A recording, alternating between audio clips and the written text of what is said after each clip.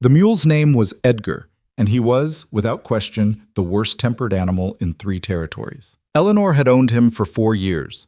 She'd tried once, in a moment of sentimental weakness, to give him an affectionate scratch behind the ears, and he'd bitten her on the wrist hard enough to leave a mark she still had.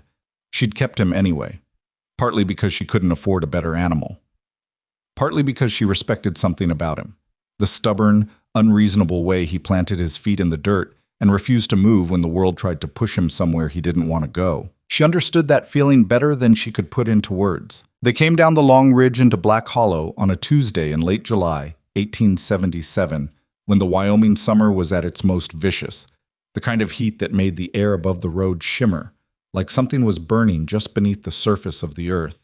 Eleanor rode with her back straight and her jaw set and her eyes moving across the settlement with the same careful, measuring attention she gave to everything: the arrangement of the buildings, the placement of water, the way the people on the main road slowed when they saw her coming. And then, when they thought she couldn't see, turned to one another. Black Hollow was not a large place. It wasn't even, particularly, a good-looking place. Strung out along a shallow bend in the hollow creek, it had the appearance of something that had been started with ambition and then gradually abandoned to practicality. Half-finished storefronts, a church with a crooked steeple, a road that had been graded flat in its center but turned to rutted chaos at the edges. There was a trading post that occupied the biggest building on the main stretch, a livery stable that smelled, even at this distance, like it could use more than one day's worth of cleaning. A hotel called the Grand that was neither grand nor particularly hospitable, from what Eleanor had heard. She'd heard all of this from a woman named Carlyle in the last town over, a rancher's wife who'd pressed a tin cup of cold water into Eleanor's hands and talked for 20 minutes straight, the way isolated people sometimes do when they finally find someone new to talk to. Black Hollow, the woman had said, with an expression Eleanor couldn't quite read. It's got work if you're not proud. And if you're a woman alone, just keep your head down. There's a man there named Hale, Judge Hale. You'll know him when you see him. Stay out of his way. Eleanor had thanked her and ridden on. She was not, in any meaningful sense, looking for trouble. Trouble, however, had a long history of finding her anyway. She made camp the first night at the edge of town, not by choice, but by necessity. The Grand Hotel had a room available. The clerk behind the desk, a thin young man with a nervous mouth, had confirmed that much when she walked in, trailing road dust and the particular exhaustion of a woman who had been traveling alone for 11 days. But the price he quoted her was 3 times what the sign on the wall indicated, and when she pointed this out, he'd looked at the wall and then looked at her and then said, with a kind of apologetic shrug that was somehow worse than open hostility, "That rate's out of date, ma'am." But she had looked at him for a long moment. The sign did not look out of date. The sign looked like it had been put up last month. "I see," she said, and she walked back out into the heat. She found a flat clearing at the north edge of town, near enough to the creek to water Edgar, and she set up the way she'd learned to set up over years of moving. Fast, efficient, without fuss. The iron pot went on the fire. She had dried beans and a piece of salt pork she'd been rationing since Tuesday, and she cooked them down low and slow the way her mother had taught her, with a patience that most people didn't have anymore.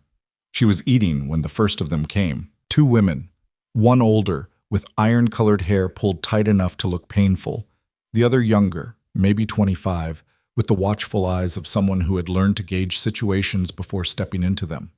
They stopped at the edge of her firelight with the particular posture of people who have decided to be curious but haven't committed to being friendly. "You passing through?" the older one asked. "I haven't decided yet," Eleanor said. A pause. The older woman's eyes moved to the iron pot, to Edgar on his picket line, to the bedroll laid out with military neatness. Eleanor watched her take inventory. "You alone?" "As you can see." "Where from?" Eleanor considered how much of that question she wanted to answer. She'd come from Colorado before that, from Kansas before that, from a dozen places before that, each one a chapter she'd rather not read twice. She'd been moving west in the slow, grinding way that widows sometimes do when they don't have a home to return to and haven't yet found a reason to stop. "East," she said simply. The older woman's mouth tightened. Not unkindly, exactly, but with the particular compression of someone who has a great many opinions and is choosing, for the moment, to keep most of them behind her teeth. "Martha Hale," the woman said. "My husband is Judge Vernon Hale."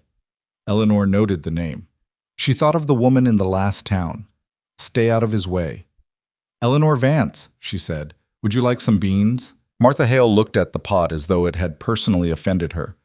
No, thank you. She paused. There's a territorial cooking contest in 3 days, at the trading post. You should know it's an established event. There are women who've been preparing for months. Eleanor looked up at her. I appreciate you telling me.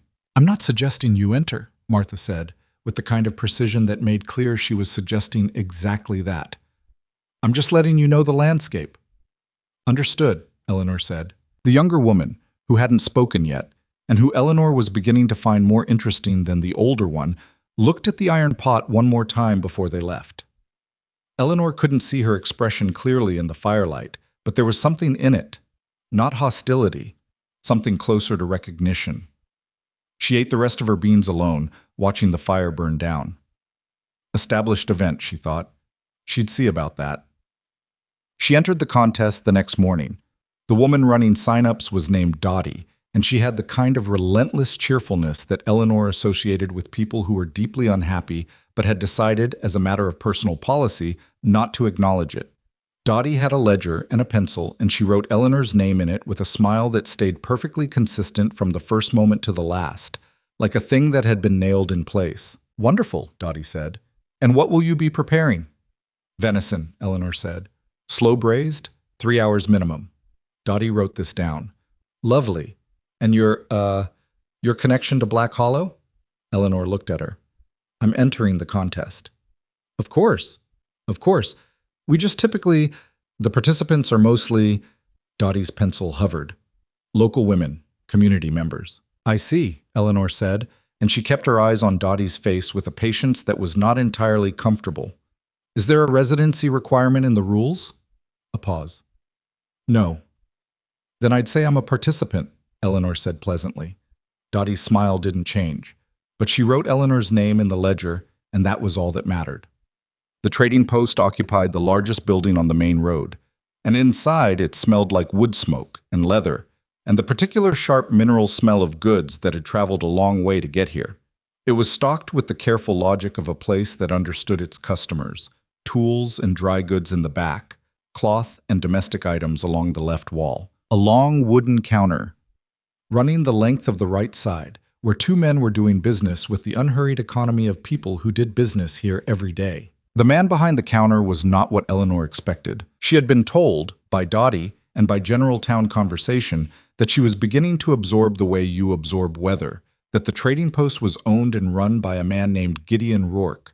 She'd formed a rough picture from the available information. Mountain trader, solitary, not particularly social. She expected someone rough-edged and loud in the way that men who run frontier establishments sometimes are, filling space with noise and authority. Gideon Rourke was quiet. I was tall, taller than she'd expected, with the kind of density to him that came from years of physical work, the sort of build that wasn't about appearance, but about function. He had dark hair going gray at the temples, and a face that had seen a great deal of weather and had been shaped by it into something that wasn't conventionally handsome, but was striking in the way that things carved by real experience sometimes are. I was talking to the man across the counter in a voice too low for Eleanor to hear from the doorway, and he did not look up when she came in. She spent 20 minutes moving through the store, buying what she needed for the braise. A dried spice she hadn't expected to find this far west. Salt. A small bottle of something she planned to use in a way the label didn't suggest. When she brought it to the counter, he looked at her, not in the way men in frontier towns sometimes look at women traveling alone. That particular assessment that was half pity and half something more uncomfortable. He looked at her the way a person looks at something they are genuinely trying to figure out. New in town, he said. It wasn't a question. 3 days, Eleanor said. I need these. He looked at the items on the counter. His eyes stopped on the bottle. That's curing salt, he said. I know what it is. It's for preserving meat, not cooking it fresh. I know that too, Eleanor said, and she held out her payment and waited. He held her gaze for another moment. Not aggressively, but with a direct attention she'd rarely encountered and found, unexpectedly, that she didn't mind. Then he took the coins and wrapped her items without further comment. She was almost to the door when he spoke again. Contest is Saturday. I know, she said, without turning around. Martha Hale's daughter wins it most years. Eleanor paused with her hand on the doorframe. She looked back at him over her shoulder. Does she? She said. He met her eyes. Something that was not quite a smile moved across his face. Brief and contained, like something he'd made a habit of not letting out. Good luck, he said. Eleanor turned back to the door. I don't need it, she said, but thank you. She walked out into the white Wyoming heat with her purchases, and Gideon Rourke watched the empty doorway for a moment longer than was strictly necessary before he went back to work. She had cooked in hard places. She had cooked in a sod house during a blizzard that lasted 4 days, feeding 8 people on what should have been enough for 3, rationing with the mathematical precision of a woman who understood that running out was not an option. She had cooked over open fires in the rain, in the wind, in heat so severe the fat in the pan had turned thin as water. She had cooked in grief. The months after Thomas died were a blur of smoke and mechanical motion, her hands doing the only work they knew how to do, while the rest of her tried to figure out how to keep going. Food, for Eleanor Vance, was never just food. It was the thing that kept people alive and brought them back to themselves. It was the act that said, "You are still here and it matters." She had no language for this that didn't sound maudlin when she tried to say it out loud, so she never said it. She just cooked. On Friday evening, she sourced her venison from a young hunter on the edge of town who looked startled to be offered fair money for it. She hung the meat overnight and trimmed it in the gray early morning with a knife she kept sharper than most men kept their razors.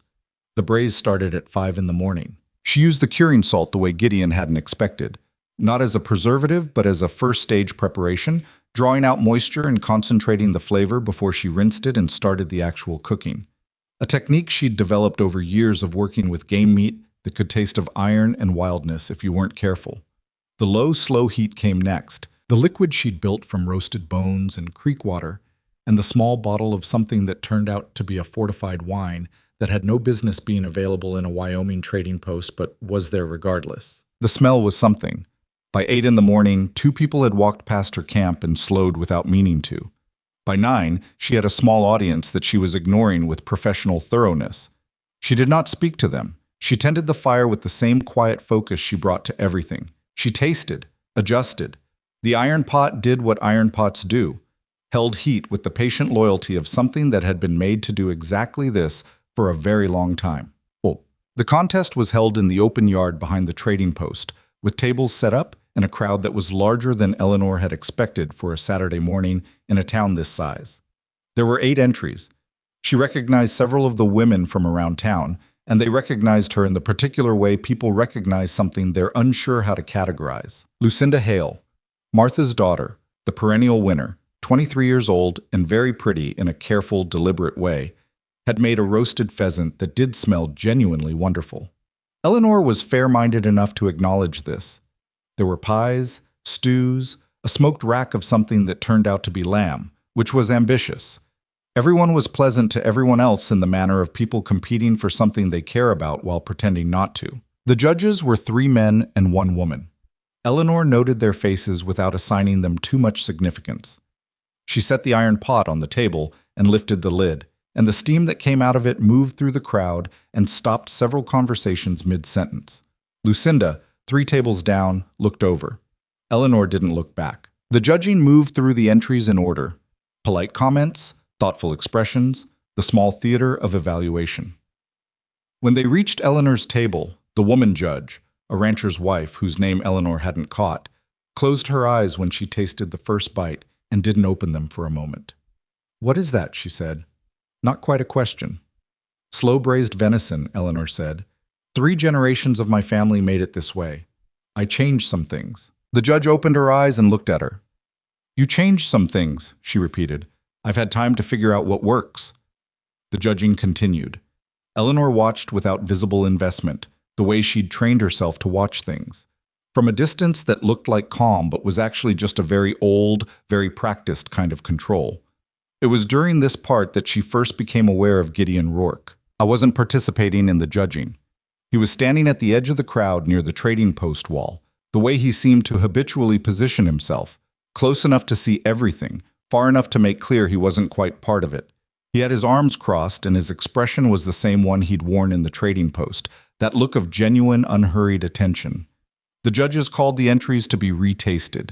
They called Eleanor's twice. The crowd had that particular quality of a group of people who had made up their minds and were waiting for confirmation. Eleanor had learned to read crowds. She'd been reading them for years. In the small frontier towns where she'd cooked and then moved on, always moving on. When the head judge announced her name, the response was not the warm applause of a community celebrating one of their own. It was something quieter and more complicated than that. Lucinda Hale stood with her hands folded and her face composed in an expression so perfectly gracious it had to have been practiced in a mirror. Martha Hale, in the crowd, looked like a woman sitting with an emotion she did not intend to express in public. And Gideon Rourke walked forward through the crowd, which parted for him the way crowds tend to part for people who are large and give no indication of stopping, until he was standing in front of Eleanor's table. He picked up one of the remaining portions. He tasted it. The crowd was watching him. Eleanor noticed this. Noticed that they were watching him the way you watch a thing when its opinion matters to you, which told her something about who he was here and what weight his judgment carried. He set down the fork. He looked at Eleanor directly, across the table, and for a moment the whole yard seemed to hold still in the heavy July air. "Where'd you learn to cook like this?" he said. It wasn't performed. It wasn't a social question. He asked it the way you ask a thing when you genuinely want to know the answer and are slightly unsettled by how much you want to know. Eleanor held his gaze. "Spent a lot of years having nothing else to do," she said. Something moved across his face. Not quite the not smile from the day before. Something less guarded than that. He nodded once, a small movement, and he stepped back. Around him, Eleanor could hear the shift in the crowd, the adjustment of people reassessing something they thought they'd already decided. She'd seen it before, that moment when a town recalibrates around new information. Lucinda Hale, from 3 tables over, was watching Gideon with an expression that had very little grace in it and a great deal of something else. Martha Hale, in the crowd, had gone still in a way that Eleanor recognized. It was the stillness of a woman whose plan has just met an unexpected obstacle. Eleanor accepted the winner's ribbon from Dottie, who handed it over with the same relentless smile and an uncertainty behind it, now that hadn't been there before. She folded it carefully and put it in her pocket. Then she began cleaning up, because the food was done and the fire needed tending, and there was always work after the contest, the same as there was always work after everything. She was scraping down the inside of the iron pot when she heard boots on the ground behind her, and she turned to find Gideon Rourke standing a few feet away, hat in hand, a gesture she noted because it was a formal gesture, a deliberate one, and she would not have expected it from him. "I have a kitchen," he said, "at the post. It hasn't been run properly in 2 years. I've been managing it myself, and it's—" He stopped.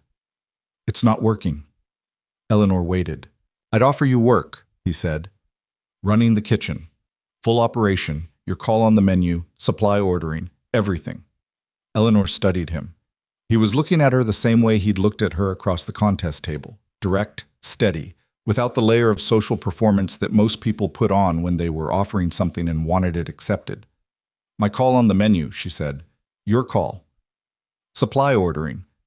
Within reason, budgets are what they are. Kitchen is mine to run." He held her gaze. "That's what I said." Eleanor looked at the iron pot in her hands, and then at the town around them, and then back at him. "I'll want to see the space," she said. "Come Monday," he said. "I'll be there." He put his hat back on and walked back toward the trading post, and Eleanor watched him go with the careful, measuring attention she gave to everything.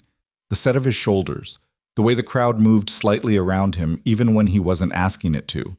Then she went back to the iron pot. The fire was burning low and needed wood, and she had 3 more hours before Edgar needed watering, and the afternoon light in Wyoming in late July was the color of old honey over everything. And Eleanor Vance stood in it alone, cleaned her pot, and let herself think, for the first time in a long time, about what it might mean to stop moving. She didn't let herself think it for long. She'd learned, in the hard way that people learn things they don't want to learn, that hope was a thing you had to manage carefully. But she thought it for a moment, and that was more than she'd allowed herself in years. The kitchen at the back of Gideon Rourke's trading post was, without question, a disaster. Not a dramatic disaster, not fire damage, or structural collapse, or anything that announced itself with fanfare. It was the quieter kind of disaster, the kind that happens when something has been neglected just long enough that the neglect becomes the new normal.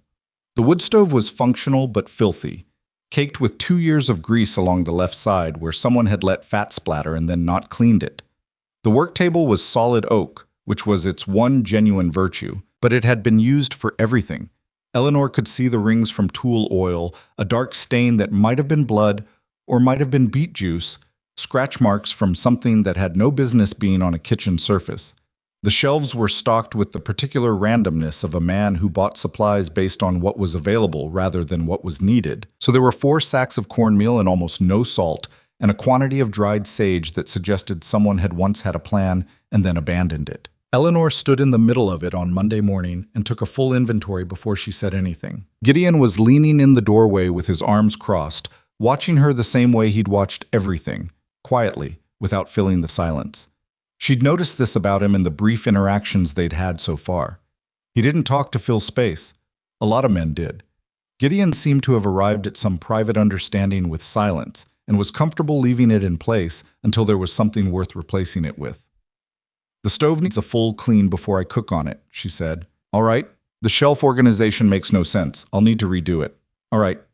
I need a proper inventory of what you actually have versus what you think you have, because those two things are not the same. He looked at her steadily. I know they're not. Eleanor turned to look at him. Then why haven't you fixed it? Because fixing it requires someone who knows what they're doing, he said. And I didn't have that. It was a direct answer. She appreciated direct answers.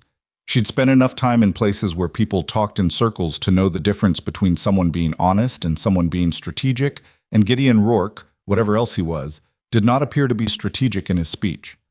I'll need 2 days to get this kitchen into working condition before I can start producing anything worth serving, she said.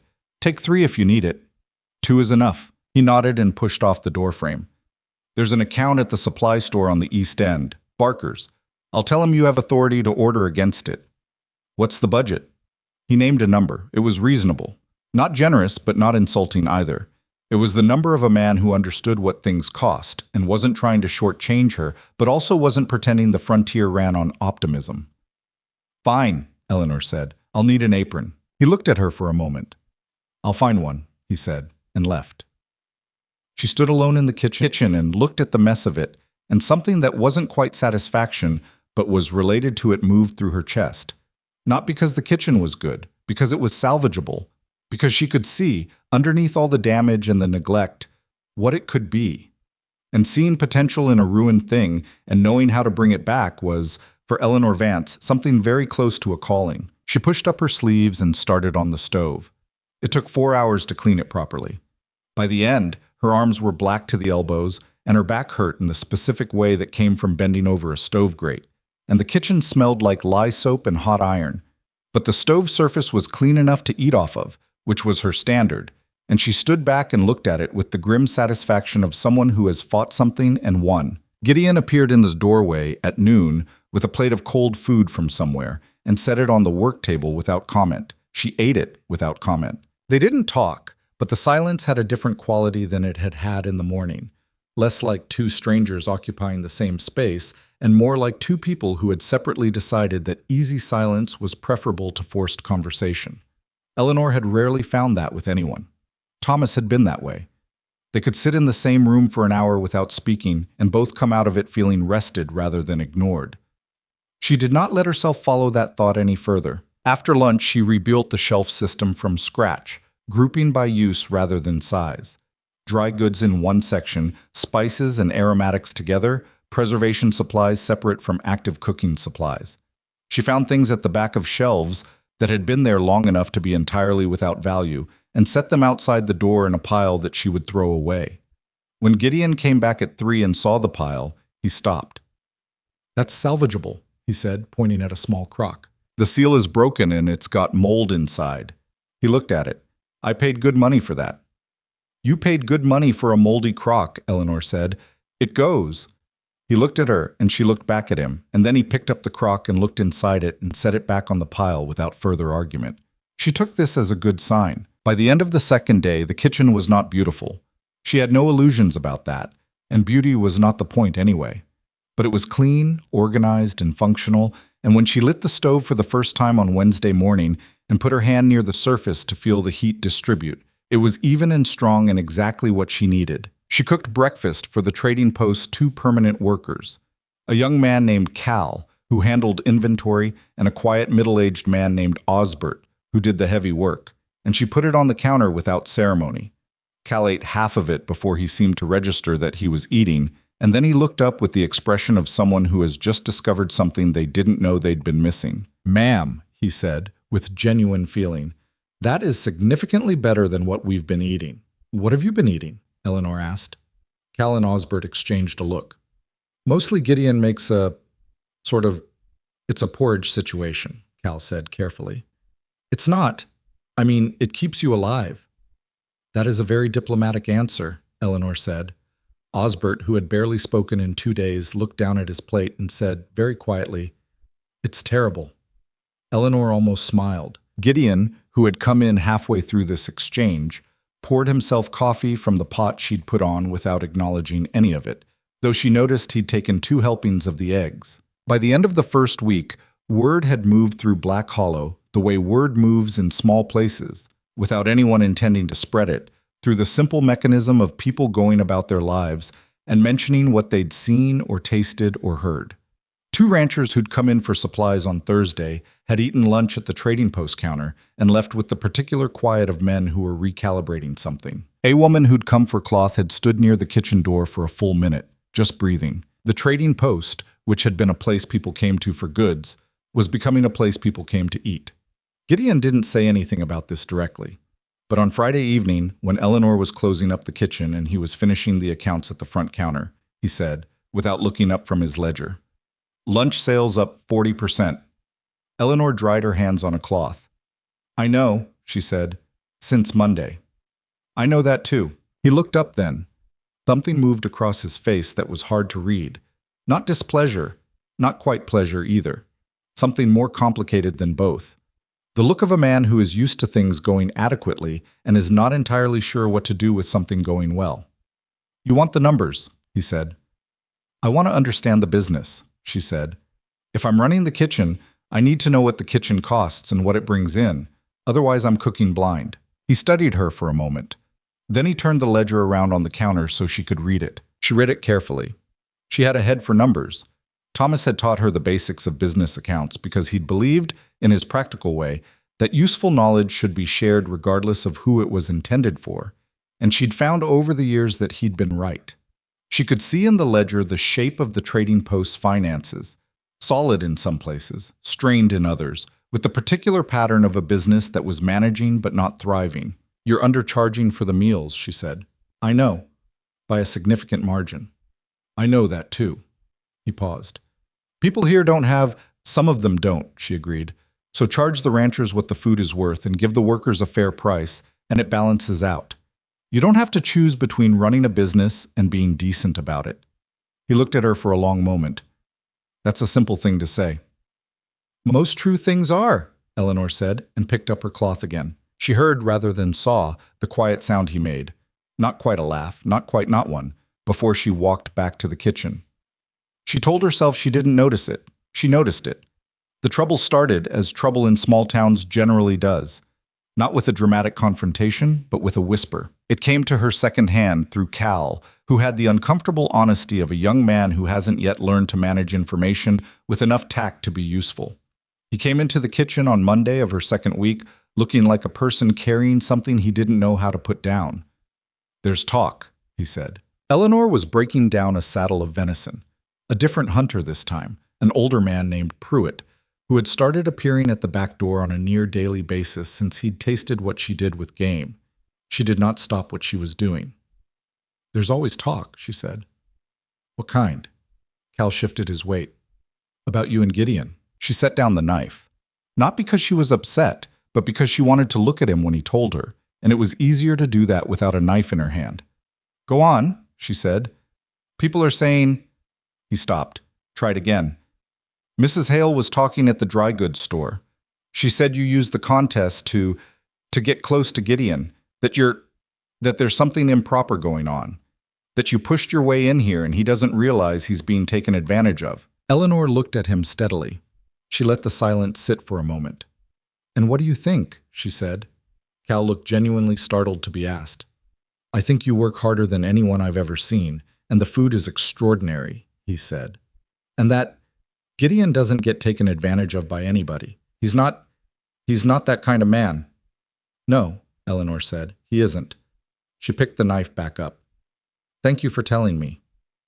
Should I... Is there something I should say? If people ask me?" "Tell them the truth," Eleanor said. "The kitchen needed running. I'm running it. That's all there is." Cal nodded and left, and Eleanor went back to the venison, and she worked with the same methodical focus she always worked with, and she did not let herself think about Martha Hale's face at the contest, that particular stillness, that recalibration. But she filed it away. She was by nature a woman who filed things. Vernon Hale came into the trading post for the first time that same Tuesday. She hadn't seen him before in person, though she'd heard him described often enough that she'd built a rough picture. The picture, as it turned out, was reasonably accurate. He was perhaps 60, carrying the kind of weight that came from years of good eating and easier living than most of the town he presided over, with a face that had learned to be pleasant in the calculated way of men who understood that pleasantness was a tool. He wore his authority the way some men wore expensive clothes. Not showy exactly, but present. Arranged so you couldn't miss it. He came in on the pretext of supply business, which Eleanor noticed was a pretext because he stood at the front counter for 3 minutes, making conversation with Gideon, and managed, during those 3 minutes, to turn twice to look through the open kitchen door to where Eleanor was working. She kept her back to him and her attention on the pot. "I hear you've made some changes," Hale said to Gideon, in the easy conversational tone of someone who is making an observation that is also a question. "Kitchen's running properly now," Gideon said. His voice gave nothing away, which Eleanor had come to understand was both his natural register and, in some situations, a deliberate choice. "Mrs. Vance, is it?" Hale said. Eleanor turned from the stove. "Judge Hale," she said. He smiled at her with the full warmth of his practiced pleasantness. "Quite a talent, from what I hear. The whole town's been talking about your cooking." "I appreciate that," Eleanor said. "You'll have to come by sometime. My wife hosts dinners, a real gathering of the community. We'd love to have you cook for us." The offer was wrapped in courtesy, so thick you could barely see the shape of what was underneath it. Eleanor understood the shape anyway. "Come work for me. Under my roof. Where I can see what you're doing." "That's very kind," she said. "I'm pretty well occupied here." His smile held. "Of course. Well, if you ever find yourself with some free time." He looked around the kitchen with the expression of a man who is deciding something. "Gideon, we should catch up properly sometime soon. I've been meaning to talk with you about some of the land business." "I'll be here," Gideon said. Hale nodded pleasantly at Eleanor and left. The shop door had barely closed when Gideon came to stand in the kitchen doorway. He didn't say anything right away. He stood with one hand on the frame and his eyes on the middle distance. "Land business," Eleanor said, without looking up from the pot. "He's been after a strip of land on the north side for 2 years," Gideon said. "Wants to buy out 3 families who've been there since before the town had a name." "Why?" A pause. "Railroad," he said. "There's a route being surveyed. If it comes through where people think it'll come through, whoever owns that land when the deal gets made is going to make a significant amount of money." Eleanor stirred the pot and thought about this. "And the families?" "Don't know what their land is worth," Gideon said. "Or they know, and they're being pressured into believing they don't have a choice." "Does he do that a lot?" Gideon's expression shifted in a small, contained way. "More than most people realize," he said. "He's careful about it. Uses the law to make it look clean." Eleanor looked at him. "And you? Where does your land sit relative to the route?" He held her gaze. Something passed through his eyes that was complicated. Not evasion, but the look of a man who is deciding how much honesty the moment calls for. "Right in the middle of it," he said. She nodded slowly, turned back to the pot. "Then he's not here about the food," she said. "No," Gideon agreed. "He's not." He went back to the counter, and Eleanor cooked, and the stove threw its warmth against the kitchen walls, and outside the window the main road of Black Hollow went about its ordinary business, while underneath it she was beginning to feel something was moving that was not ordinary at all. 3 days later the first official came. I was a territorial land inspector, or so he said. A narrow, precise man named Aldrich with a leather case and an expression that suggested he'd been sent to find a problem and was confident he would locate one. He came on a Friday morning when the kitchen was at its busiest, which Eleanor suspected was not a coincidence. He asked for a copy of Eleanor's agreement with the trading post. He asked about her background and her previous employment. He asked whether she had the appropriate permits to operate a commercial food preparation establishment in Wyoming territory, a question that Eleanor was almost certain he had invented on the way over. She answered every question directly, without emotion or elaboration, because she dealt with men like Aldrich before, men who were carrying someone else's errand and had dressed it up in official language to give it weight it didn't actually have. She knew the type. The key with the type was to give them nothing. Gideon appeared halfway through this interview with the same quietness he brought to everything, and he stood beside Eleanor without saying a word, and his presence was so steady and so plainly non-negotiable that Aldrich's confident expression developed a small crack along one edge. After Aldrich left with nothing useful, Gideon looked at Eleanor. "That was Hale," he said. "I know. He's moving faster than I expected." Eleanor untied her apron and laid it on the work table with the precise, deliberate care of someone choosing how to conduct themselves. "Why?" she said. "What changed?" Gideon was quiet for a moment. "The business," he said finally. "The lunch numbers. If this place gets enough momentum, it becomes harder to pressure. And if I'm not pressurable?" He stopped. "The whole scheme is harder to run," Eleanor finished. He nodded. She looked at the kitchen. The clean stove, the organized shelves, the careful system she'd built out of someone else's mess. She thought about the families on the Northland who didn't know what their property was worth. She thought about Aldrich with his leather case and his invented permits. She thought about Vernon Hale standing in this doorway with his practiced smile and his invitation to come cook under his roof where he could watch her. She thought about all the places she had cooked and then moved on from, in all the years since Thomas died, because staying had seemed impossible or dangerous or simply not something the world was offering to a woman like her. She thought about the ribbon in her pocket, folded into a careful square. "He thinks I'll leave," she said. It wasn't a question. Gideon looked at her steadily. "Most people do," he said. "When he applies pressure, it's worked before." Eleanor picked up her apron and put it back on. "Then he's working from bad information," she said, and she turned back to the stove, and she didn't say anything else, and neither did he. But there was something in the kitchen between them then that hadn't been there before. Not a warmth exactly, not yet, but a solidity. The particular weight of two people who have looked at the same hard thing and without any ceremony decided to face the same direction. Outside, Black Hollow went on with its day. The road was dusty, and the heat was relentless, and somewhere in a large house on the east edge of town, a man with a practiced smile was deciding what to try next. And in the kitchen of the trading post, Eleanor Vance salted her stock and turned down the heat and stood her ground without making a speech about it, which was, for her, the only way she had ever known how to do anything that mattered. Aldrich came back, not once, 3 times over the following 2 weeks, each visit slightly more structured than the last. Each set of questions probing a different angle with the persistence of someone who had been told to find something and was not yet willing to report back that there was nothing to find. The second visit, he brought a second man whose name Eleanor was never given and who stood near the kitchen door taking notes in a small book while Aldrich asked about her sourcing practices, her arrangements with the hunters who brought game to the back door, and whether she had any documentation of her previous experience in commercial cooking. "I've been cooking professionally since I was 19 years old," Eleanor told him, without raising her voice. "I don't have documents for that, any more than you have documents proving you learned to walk." The man with the notebook wrote something down. Eleanor watched him do it, and wondered what on earth he had written. The third visit, Aldrich arrived at 7 in the morning before the kitchen was properly open, which she was also certain was intentional. She had been at the stove for 40 minutes already.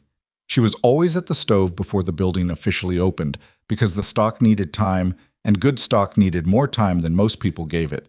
And she was in no mood for games at 7 in the morning. "Mr. Aldrich," she said before he could open his leather case, "I have answered every question you have asked me. I have provided every piece of information that exists to be provided. If there is a specific violation you believe you have found, I'd like you to state it plainly. If there isn't one, I'd like you to let me work." Aldrich looked at her with the expression of a man who has been interrupted mid-performance and isn't sure how to recover. Ma'am, this is a routine. It is not routine, Eleanor said. You have been here 3 times in 2 weeks, and you have found nothing because there is nothing to find, and both of us know whose errand you're running. She looked at him steadily. So either charge me with something or leave my kitchen. The silence lasted about 4 seconds. Aldrich closed his leather case, nodded once with the stiff dignity of a man who has lost a small battle and is pretending he hasn't, and left. Cal, who had witnessed this from the doorway, stood with his mouth slightly open. Cal, Eleanor said. Yes, ma'am. Bring in the morning delivery from Pruitt when he comes. Yes, ma'am, he said, and disappeared. She turned back to the stock and checked the heat, and let herself very briefly feel the slight shake in her hands that always came after she'd said something confrontational, not from fear, exactly, but from the physical residue of holding herself steady while part of her wanted to say something considerably less composed. She had learned, over years of necessity, to keep that part quiet in public. In private, it was a different matter. The shaking stopped after a minute or two. It always did. She was not surprised when Gideon appeared shortly after with a mug of coffee and set it on the work table beside her without comment. She had noticed he did things like this, small practical acts that acknowledged a situation without making a speech about it. She was beginning to find it one of the more valuable qualities she'd encountered in a person in some time. He'll report back that there's nothing actionable, Gideon said. I know. Hale will move to something else. I know that too. She picked up the mug. What else does he have?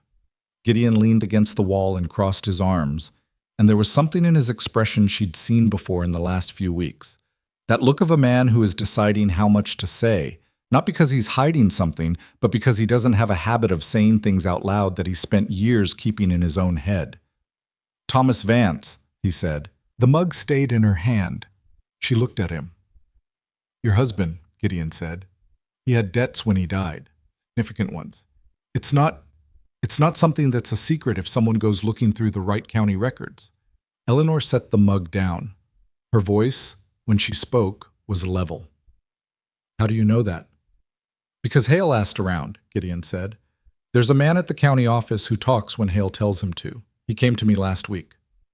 Why didn't you tell me? Because I was trying to figure out if it was just information or if it was ammunition. He paused. It's ammunition. Eleanor looked at the stove. The stock was moving with a slow, steady simmer, the kind of motion that happened when you'd done everything right in the early stages and now just had to let the heat do its work. She found the sound of it grounding in a way she didn't have language for. Thomas's debts. Yes, she knew about them. She'd spent 4 years after his death doing what she could with them, selling what could be sold, paying what could be paid, walking away from what couldn't be resolved because there was nothing left to resolve it with. It was not a secret she'd been protecting. It was just a fact she'd learned to live with, the way you learned to live with most of the hard things life handed you, not by pretending they weren't there, but by carrying them quietly and getting on with it. He's going to say I'm unstable, she said, that I'm desperate, that I attached myself to your business because I had nowhere else to go and I've been manipulating you. Probably, Gideon said, and some people will believe it. Some people will want to, he said. There's a difference. She looked at him. He was watching her with that steady, direct attention that still caught her off guard sometimes, even after weeks of working alongside him. The quality of his attention, the way it didn't have anything performative in it. I'm not going to pretend the debts aren't real, she said. I'm not going to apologize for them either. Thomas was a good man who got unlucky, and I did what I could with the aftermath, and that's all it is. I didn't ask you to apologize, Gideon said. I know. She picked the mug back up. I'm telling you so you know what you're defending when you defend it. Something moved through his expression that was hard to name. He looked at her for a moment longer than the conversation required, and then straightened off the wall. There's a merchants' meeting in 2 weeks, he said. Hale runs it. It's the kind of thing where he controls who speaks, and for how long, and what gets decided. He's been setting the agenda of this town through those meetings for years. And he'll use it, Eleanor said. He'll use it, Gideon confirmed. He'll make it about the trading post, about you. He'll have it framed as a community concern, the integrity of local business, the character of people running establishments. He's done it before with other people, and it's worked. Eleanor thought about what Cal had told her weeks ago, the whispers at the dry goods store, Martha Hale's careful words. She thought about Aldrich and his leather case and his manufactured permits. She thought about Vernon Hale standing in this kitchen doorway with his warm smile and his invitation. She thought about the families on the Northland. Who are the families, she said. The ones whose land he's been going after. Gideon looked at her. Why? Because I want to know who he's already hurt, she said. If he's been running this scheme for years, there are records somewhere. Land transfers, surveys, legal filings. Things that look clean on the surface but aren't, if you know what to look for. The silence in the kitchen lasted a full 10 seconds. Eleanor, Gideon said, and it was the first time he'd used her first name without qualification, and she noticed it but didn't remark on it. What are you thinking? I'm thinking, she said carefully, that a man like Hale survives because people deal with him one at a time. Each family on their own, each business on its own, each problem isolated from every other problem, so it never looks like a pattern. She looked at him. I'm thinking it might be time for someone to look at the whole pattern. Gideon was quiet for a long time. Outside the kitchen window, the main road of Black Hollow was going about its morning. Wagons, foot traffic, the ordinary motion of a town that mostly didn't know what was being decided behind the scenes of its own life.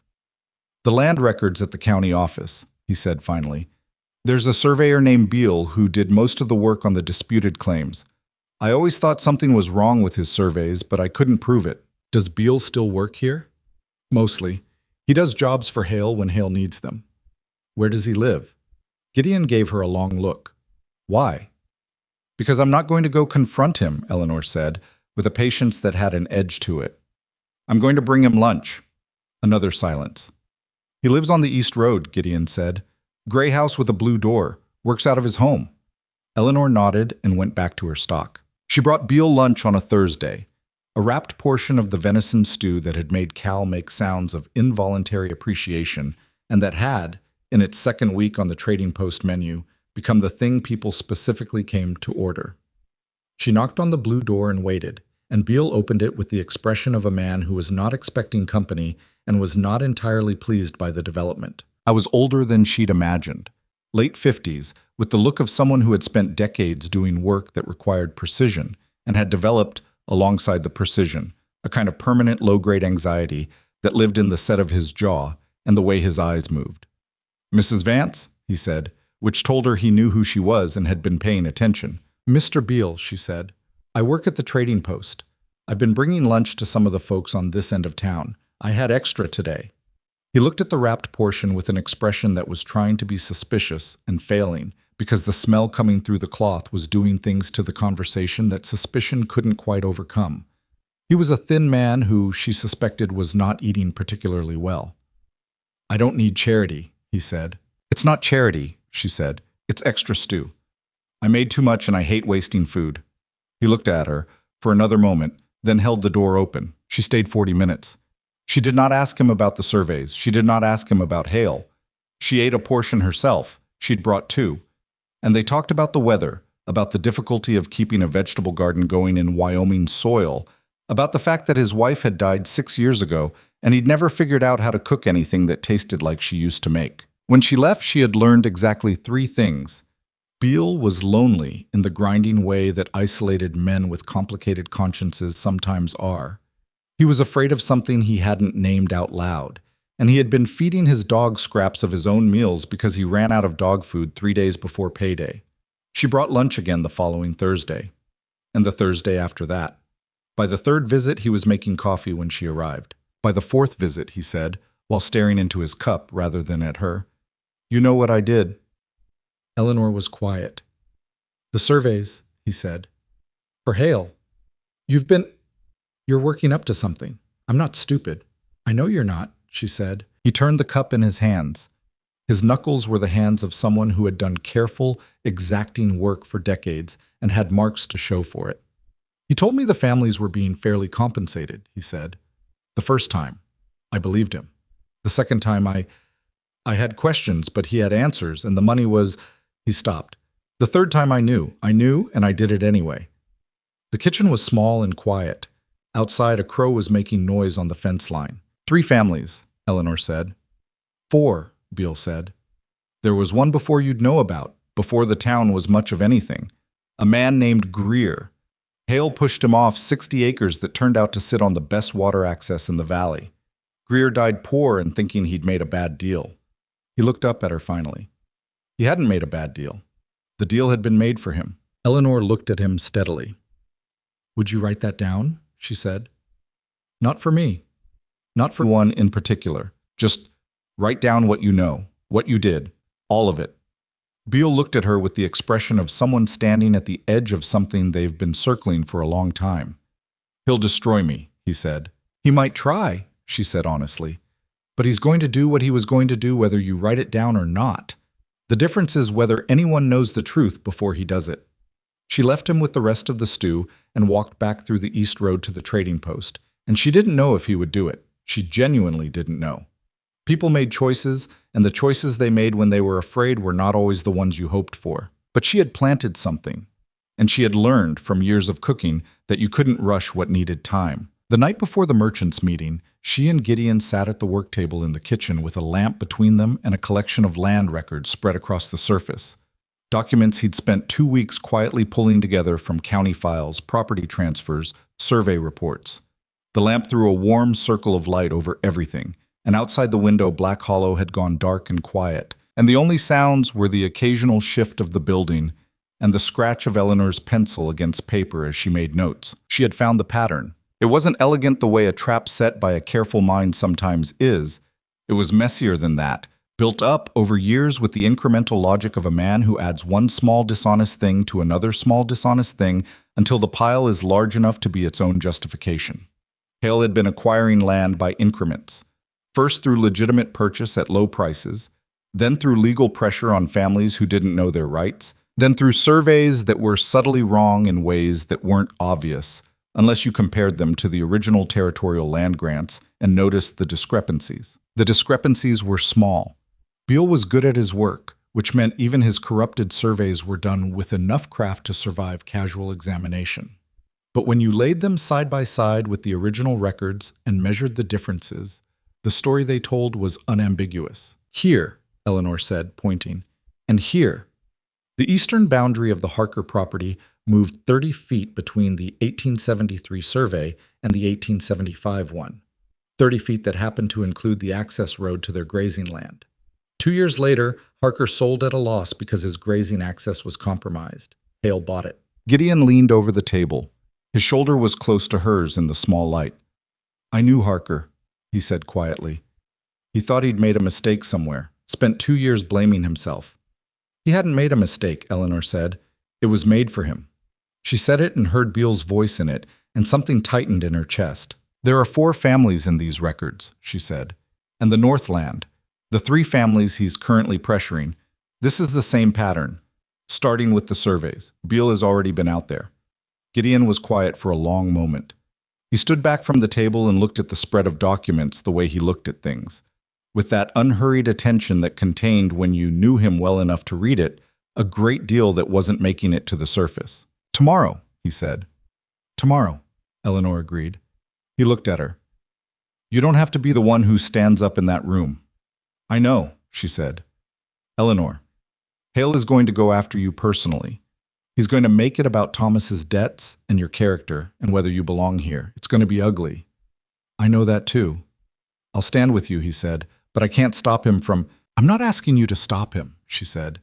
She began gathering the documents into careful order, the way she organized everything, methodically, without wasted motion. "I'm asking you to stand there, that's all." He watched her hands moving over the papers. In the lamplight, his face had something in it she didn't let herself look at directly. "My father built this post," he said, out of nowhere. "He died thinking it was going to fail. That everything he'd put into this place was going to be lost to men like Hale by the time he was in the ground." Eleanor stopped organizing. 12 years I've been trying to keep it," he said. I'm not a man who asks for help easily. That's probably obvious." "A little," she said. "When I asked you to run the kitchen," he said, "I told myself it was about the business." The lamp between them threw its small, steady light. "Was it?" Eleanor said. He looked at her for a moment with the direct honesty that was the thing about him she trusted most. "Mostly," he said, and something in the way he said it was so straightforwardly, unglamorously true that she almost laughed. Almost. "Get some sleep," she said. "Tomorrow's going to be a long day." He gathered his coat and moved toward the front of the building, and she turned back to the organized stack of documents. She heard his footsteps stop. "You said you've spent years cooking in other people's spaces," he said. "Then moving on." She didn't turn around. "Yeah," she said. "Is that what you're planning here?" The lamp burned steady. Outside, Wyoming was dark and cold and enormous, the way it always was at night, the way the frontier had a habit of reminding you that everything you'd built was small against it. "I don't know yet," she said. And it was the most honest thing she'd said to anyone in years. She heard him nod. She couldn't see it, but she had learned the particular quality of his silences, and she knew the difference between the silence of someone who was satisfied with an answer and the silence of someone who was choosing to accept one they weren't quite satisfied with. This was the second kind. "Good night, Eleanor," he said. "Good night," she said. She sat alone with the lamp and the documents and the sound of the stove ticking as it cooled, and she went over the papers one more time, because once was never enough with things that mattered. She checked her notes. She checked the sequence. She made sure she could walk into that room tomorrow and lay it out in order that couldn't be argued with. Not because she was afraid, but because she had learned that the truth, presented sloppily, could be dismissed, while the truth presented with precision was considerably harder to escape. When she finally folded the documents and tied them with the piece of twine she'd used for the purpose, her hands were steady. They had been shaking a little an hour ago. She'd noticed it and kept working, and they had stopped on their own, the way they always did. She put out the lamp. Tomorrow. Vernon Hale would walk into that meeting room and he would smile his practiced smile, and he would try to reduce Eleanor Vance to a desperate widow with a dead husband's debts and no claim to anything in this town. And Eleanor Vance would be standing there with 4 families' worth of stolen land records in her hands, and she was done being quiet about things that other people needed to hear. The merchants' meeting was held in the back room of the Halcyon Hall, a name that had always struck Eleanor as aspirational for a building that was, in practice, a large wooden room with benches and a raised platform at the front where Vernon Hale stood when he ran things, which was always. She arrived early, before most of the crowd, with the documents under her arm in a leather satchel she'd borrowed from Gideon, and she took a seat in the 3rd row on the left side, which gave her a clear sight line to the platform and to both doors. She had not slept well. This was not a surprise, and she did not spend energy being upset about it. She had lain in her bedroll in the small room at the back of the trading post. Gideon had quietly made it available 3 weeks ago without making a ceremony of the offer, just left a key on the work table one evening and said the back room was empty if she needed it. And she had stared at the ceiling and gone over the documents in her head in order, the way she sometimes ran through recipes when she couldn't sleep, methodically, checking each element against the next, looking for gaps. There were no gaps. She had checked too many times for there to be gaps. What kept her awake was not the evidence. It was the room she was about to stand in. She had spoken in front of people before. Not often, not willingly, but necessity had required it on enough occasions that she knew what it felt like and knew she could do it. What she didn't know was this particular room, with its particular power arrangement, the years of established authority that lived in these walls, and in the way people positioned themselves when Hale was at the front. She didn't know how deep that ran, or how hard it would be to pull people out of the gravity of it. She was still thinking about this when Cal appeared beside her and sat down. She looked at him. "I'm not going anywhere," he said, with the slightly defiant expression of someone who has made a decision and is prepared to defend it, but is also a little frightened. "Osbert's here too. He's in the back." Eleanor looked toward the back of the room and found Osbert standing against the far wall, with his arms folded and his expression set in the way it set when he decided something and wasn't going to be argued out of it. She looked back at Cal. "Cal, you don't have to. I know," he said. "I'm here anyway." She nodded once and faced forward again, and did not say anything else because there wasn't anything to say that wouldn't come out sounding either ungrateful or sentimental, and she was neither at the moment. The room filled over the next 20 minutes. She watched it fill with the careful attention she'd been giving Black Hollow since the first day, reading who stood with whom, who avoided whose eyes, who chose seats that kept them near the exits. She recognized most of the faces now. 6 weeks of running the Trading Post kitchen had given her an education in this town's social geography that no amount of casual observation could have provided. People talked when they were eating, and they talked more honestly than they did in other situations, and Eleanor had a very good memory. The Harker family came in and sat together near the right side. 3 of them, the father gray-haired now, the son in his 20s, a daughter Eleanor had seen at the post twice. They sat with the particular posture of people who had learned to make themselves small in public spaces, and had been doing it long enough that it had become habit. She thought about what Gideon had said. Harker spent 2 years blaming himself. Gideon came in last, a few minutes before the meeting was due to start. He came down the left aisle and took the seat beside Eleanor without preamble, and the simple solidity of him next to her was something she noted and did not allow herself to lean into. "Beale's not here," he said quietly. Eleanor kept her eyes forward. She had told herself, on the walk over, that she was prepared for this. She had prepared as though Beale would not come. That was what you did with things outside your control. You built your case to stand without them, and you let the rest be what it was going to be. "All right," she said. Gideon looked at her sideways. He didn't say anything else. Vernon Hale came in through the side door at precisely the time the meeting was scheduled to begin, which Eleanor had come to understand was a habit of his. Punctuality deployed as a form of authority. The message being that his time was the time that mattered, and everything calibrated to it.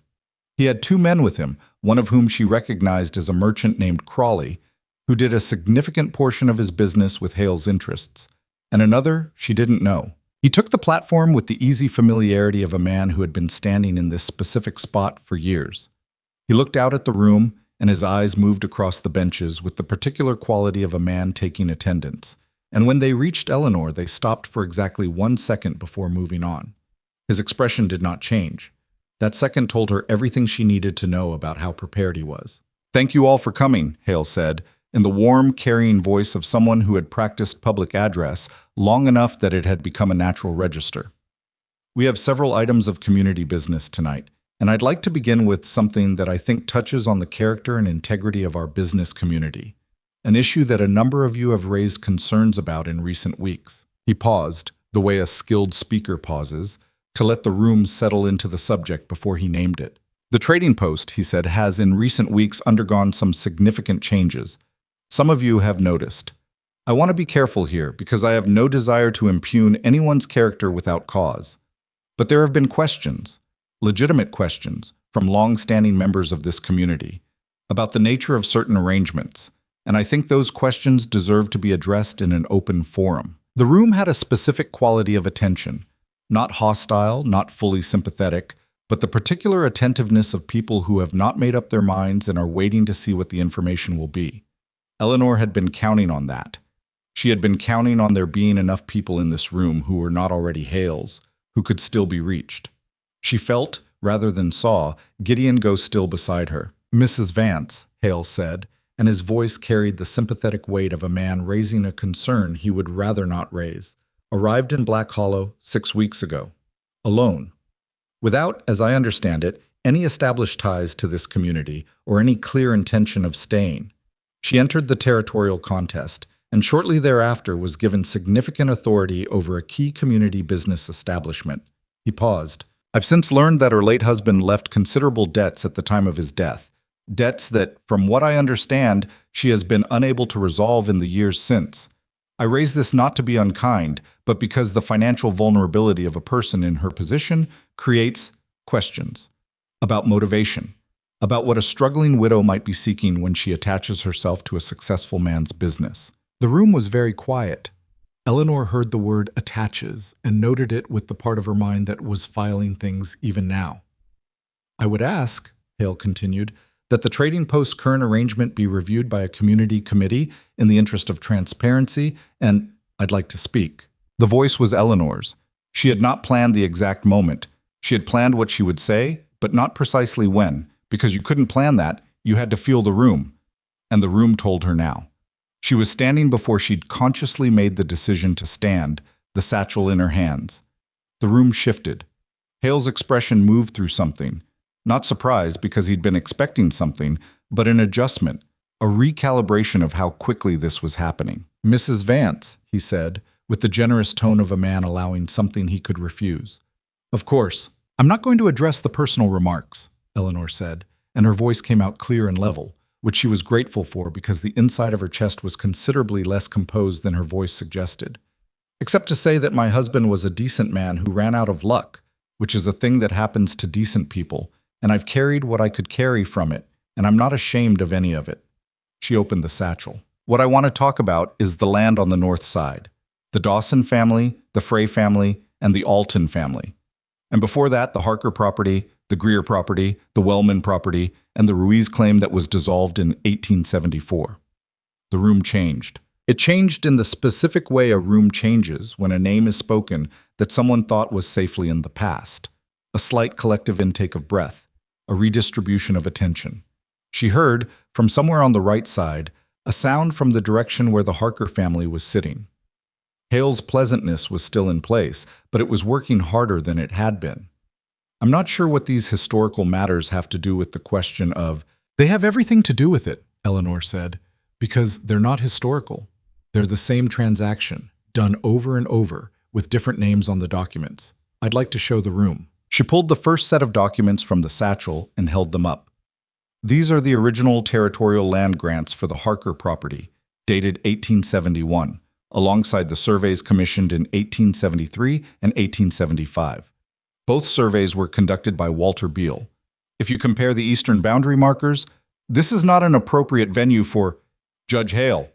The voice came from the back of the room. Eleanor stopped. The room stopped. She turned. Walter Beale was standing in the back doorway. He was in his work coat, the one he wore for outdoor surveying, and he was holding his hat in both hands in the way of a man who is doing something that is costing him considerably and has decided to pay the cost anyway. His face was the color of old chalk. I need to say something, Beale said. The silence in the room was absolute. Hale's pleasant expression had finally run out of whatever was holding it in place. What was underneath it was not anger, not yet. It was the look of a man doing rapid arithmetic on a situation that has moved faster than he'd accounted for. Walter, he said, in a tone that was still controlled, still carrying its authority, but with something new underneath it. A warning. This isn't the place. I falsified the surveys, Beale said. To the room. To all of it. His voice shook on the first word and then leveled out with the particular steadiness of a person who has decided and can't unwind the decision now. The 1875 Harker survey, the Wellman survey in 1876, the Ruiz claim the same year. I moved boundary markers. I filed reports that said the old ones were accurate when they weren't. Judge Hale told me what results he needed, and I produced them. He stopped. His throat worked. I knew what it meant for those families. I told myself a lot of things. He looked at his hat. They weren't true. The room broke open. It didn't happen as a single thing. It happened in pieces, the way a structure fails when the load shifts, this section giving way, and then that one. Two men in the middle rows started talking at once. Someone near the right wall said the name Harker, and the father turned at the sound of it with an expression that Eleanor would remember for a long time. A man hearing something that had been wrong for years suddenly being named as wrong. The specific bewildered grief of that. A woman near the front started crying quietly, and then stopped, as though she'd caught herself and wasn't sure she had permission. Hale said something from the platform, but the room had stopped organizing itself around him, and the words landed differently when the room stopped organizing around you. They became just words, and his words, stripped of the context of authority, were about process and order and proper venues, which was exactly the kind of thing you said when you had nothing else. He moved the lines, someone said. A rancher Eleanor recognized from the post, a man named Stedman, who had calloused hands and an economy of speech that suggested he'd spent his life working too hard to waste words. On the Harker land. Harker worked that land for 3 years before the access issue. He thought he'd made a mistake in the original deed. He hadn't, Eleanor said. She was still standing. Her legs were steady. She was aware of Gideon beside her, not touching, just there, present in the way she'd asked him to be. The mistake was made for him, as it was made for the Wellmans and for the Ruiz family, and for Greer before any of them. This is the same pattern, done quietly over years, and it is not over. The same surveys have already been commissioned on the Northland. The Dawson and Frey and Alton families are next. She set the documents on the bench beside her, not dramatically, just put them down because her arms were getting tired and she needed her hands free. I am not a lawyer, she said. I can't tell you what the legal remedy is, but I can tell you what these documents show, and I can tell you that a territorial prosecutor who looks at them will not have trouble understanding what happened. Hale found his voice again. Mrs. Vance's expertise is in cooking, he said, and he made it sound like an insult without using an insult's language, the way he did everything, through the application of reasonable tone to unreasonable purpose. I think we should be cautious about allowing someone without legal training or community standing to— What community standing does she lack? The voice was Gideon's. He hadn't stood. He was still seated beside Eleanor, and he said it in the same quiet register he used for everything. But the room heard it, the way the room always heard Gideon Rourke, which was completely. She's been running the Trading Post kitchen for 6 weeks, he said. She's fed half the people in this room. She found what the rest of us should have found years ago, and she found it because she was looking, which is more than the rest of us can say. He paused. Including me. The room held that. Hale looked at Gideon from the platform with the look of a man who has just recalculated something significant and does not like the new number. In all the years of their history, the trading post that sat on land Hale wanted, the patient, years-long pressure campaign, Gideon had been quiet. He'd resisted without confronting, held without attacking. Hale had taken that for a kind of passivity he could work around. I was understanding now that he'd been wrong about what it was. This meeting, Hale said, and his voice had shed its warmth now, the pleasantness finally run down to its bare mechanism, is getting away from its proper purpose. I suggest we table these allegations until they can be reviewed by someone with appropriate— I want to see those documents. This was Stedman, the rancher, who had risen from his bench and was looking at the satchel with the focused expression of a man who has just made a decision. So do I. A woman near the back. Eleanor didn't know her name. The Harker land. The old man from the right side. The father, standing now, gripping the bench back in front of him. His voice had a quality in it like something old breaking open. If what she's saying is right, if the survey was wrong, then when Hale bought us out— The sale was legal, Hale said sharply, and the sharpness was a mistake, the first real mistake he'd made in the room, because it didn't sound like a judge making a procedural point. It sounded like a man protecting something. The room heard the difference. Eleanor stayed standing while people moved around her, toward the documents, toward Beale, in small clusters of agitated conversation that had the energy of a thing that had been compressed for a long time suddenly finding space. She watched Hale on the platform, and she watched the moment that she thought was the real one. The moment he looked around the room and understood that he had lost it. Not the argument. The argument would go on, lawyers would be involved, there would be months of official process before any of it was resolved. But the room. The particular authority that came from being the person a room organized itself around. That was gone. She could see him calculating, even now, what was salvageable, who could still be worked with, what the next move was. It was not a man who gave up easily. She knew that, and she was not foolish enough to think that tonight was the end of anything. But it was the end of something. The meeting dissolved rather than concluded. People moving in groups, voices raised, Beale surrounded by a cluster that included the Harker son and a woman Eleanor thought was connected to the Wellman family. Dottie, of all people, was sitting in the front row with her relentless smile finally, visibly off, replaced by an expression that looked like genuine shock and possibly the beginning of anger. Hale left through the side door with his 2 men, and he left quietly, which was the most telling thing of all. In the years she'd been listening to people talk about Vernon Hale, one thing had been consistent. He never left a room quietly.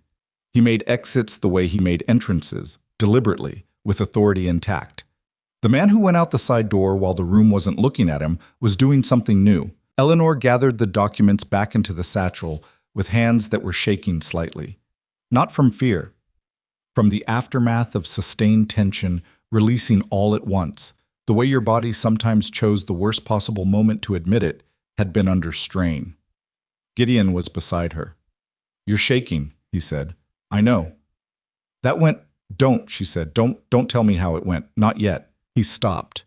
He understood this, she thought. The need to not debrief immediately, to not have the thing assessed and categorized before you'd finished feeling it. He had that quality of knowing when not to speak. They walked out together into the night air, which was cold in the way Wyoming nights in September were cold, sudden and clean. A reminder that summer was running out. Eleanor pulled her coat tighter and breathed it in and stood still for a moment on the wooden walkway outside the hall. Beale came, Gideon said after a while. He came, she said. You didn't know he would. No. A pause. Were you scared? He asked.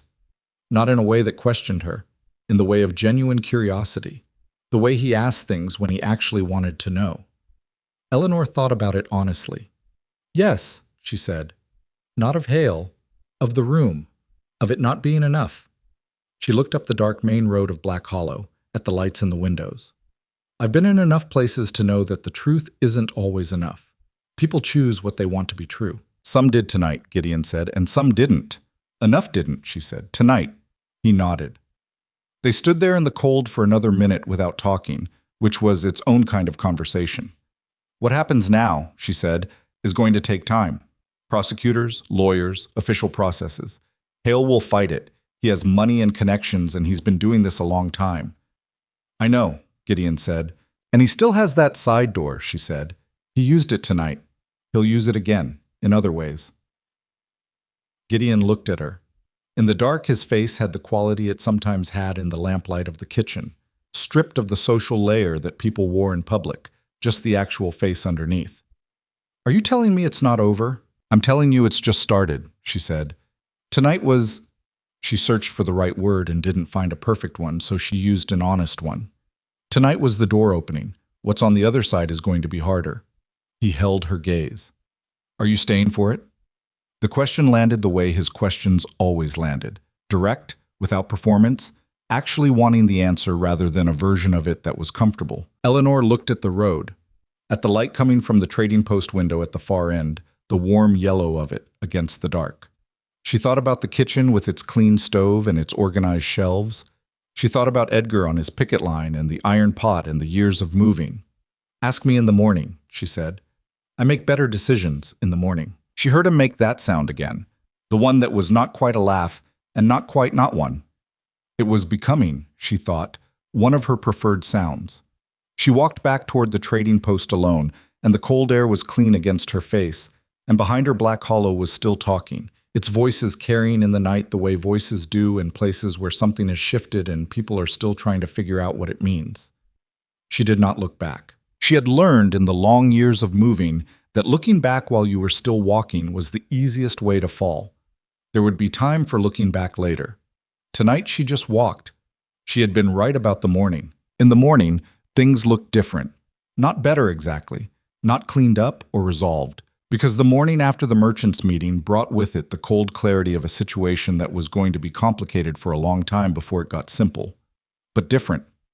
The particular darkness that had lived in the previous night, that sense of standing at the edge of something enormous without knowing if the ground would hold, had given way to something more manageable, something that had the shape of a problem rather than a catastrophe. Eleanor was at the stove by 5, the same as always, because the work didn't stop for personal history. She was breaking down a stock when Cal came in at 6:30, looking like a man who had not slept, and was powered entirely by the kind of nervous energy that sometimes substituted for rest in young people. He stood in the kitchen doorway with his hat in his hands and an expression that combined excitement and anxiety in roughly equal proportions. Half the town is talking, he said. I expect so, Eleanor said. Stedman went home last night and told his wife about the Harker land, and she told the Greer daughter-in-law, and the Greer daughter-in-law. Apparently already knew something was wrong with her father-in-law's deal, and she's been saying so for years, and nobody listened to her, and now there are people... Cal stopped to breathe. There are people who want to go to the territorial office. Good, Eleanor said. And there are people who are angry at you because they think you stirred up trouble that didn't need stirring and that Hale is going to come back harder and make everyone's lives worse. Also expected, Eleanor said. Cal looked at her with the expression of someone trying to understand how a person could say those two things with the same inflection. Doesn't that bother you, the ones who are angry? Eleanor set down her spoon and turned to look at him. She thought about the honest answer, which was more complicated than a simple yes or no. Of course it bothers me, she said. But being bothered by it and being stopped by it are different things. She picked the spoon back up. People get angry when something stable gets disrupted, even if what was stable was wrong. That's just how people are. It doesn't mean you leave the wrong thing alone. Cal thought about this with the visible effort of a young man encountering an idea he hadn't had before. Osbert said something last night, he said, after you left. He said Hale's been using people's fear of disruption to keep them quiet for years. that the disruption was always going to happen eventually. It was just a question of who it happened to. Osbert's right, Eleanor said, and meant it. She had underestimated Osbert, she thought, had taken his silence for blankness when it was actually just economy. He thought carefully and didn't say things until they were worth saying, which was a quality she respected considerably. Gideon came in at 7 without announcement, which was his habit. He poured coffee from the pot, stood against the wall in the particular way he stood when he was thinking, one shoulder to the wall, cup in both hands, and looked at Eleanor with an expression that was harder to read than usual. Hale's lawyer was at my door at 6 this morning, he said. Eleanor kept her eyes on the stock. What did he want? To make clear that Judge Hale considers the events of last night to be defamatory and is exploring his legal options. Of course he is. He also mentioned that Beale's confession was made under emotional duress, I think was the phrase, and would likely not hold up to serious legal scrutiny. Eleanor turned from the stove. What did you say? Gideon looked at his coffee. I said that Beale had also given me a written statement 3 days ago that was witnessed by 2 people and had already been forwarded to the Territorial Prosecutor's office in Cheyenne. He paused. Which is true. Eleanor looked at him. When did you do that? 2 days ago, when you were at Beale's for the 4th Thursday lunch. He met her eyes with the straightforward directness that she had come to understand was not just his manner but his form of respect. He looked at you directly when he was being honest, and he was honest with the same consistency that he was quiet. I thought the statement should be somewhere Hale couldn't reach it, regardless of how the meeting went. She held his gaze. You didn't tell me. No. Why? I was quiet for a moment. Because you had enough to carry, he said, and because it was something I could do, so I did it. Eleanor looked at him for a long moment. This man who did things quietly and without announcement, who had built a trading post his father thought was going to fail and kept it for 12 years through the kind of patient, unremarkable daily effort that didn't make stories but made everything else possible. She had spent 6 weeks working beside him, and she still didn't have a complete picture of him, which she was beginning to think might be the point, that he was the kind of person you kept discovering, slowly, the way you discovered a piece of country by walking it rather than looking at it on a map. Thank you, she said. He nodded once and drank his coffee. The response from Cheyenne came faster than Eleanor had expected. Faster, she suspected, than Hale had expected too.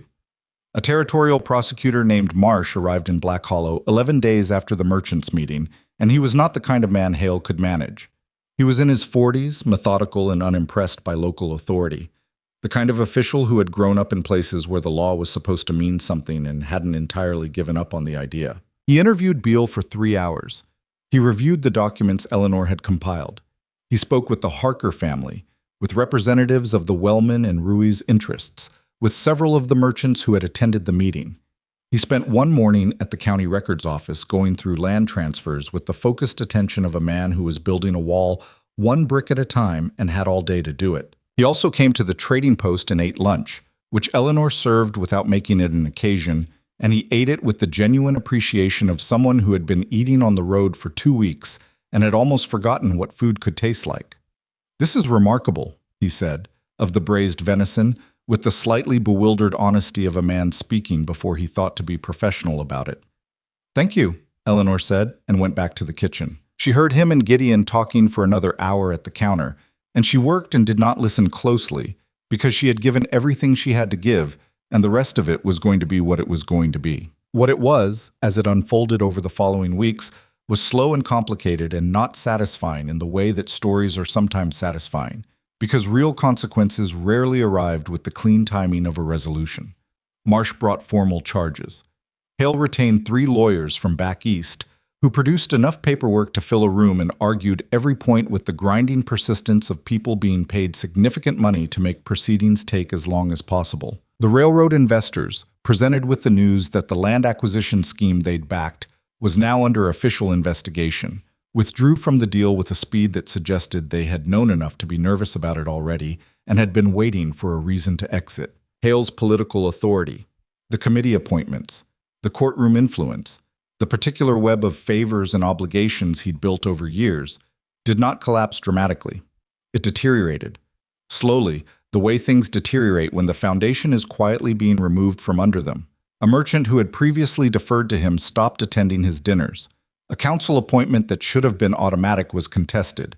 Men who had always spoken well of him in public began, when pressed, to qualify their endorsements with the careful language of people putting distance between themselves and something they might need to disown. Martha Hale moved through all of it with a rigid dignity that Eleanor found, unexpectedly, something close to sad. She was not a cruel woman.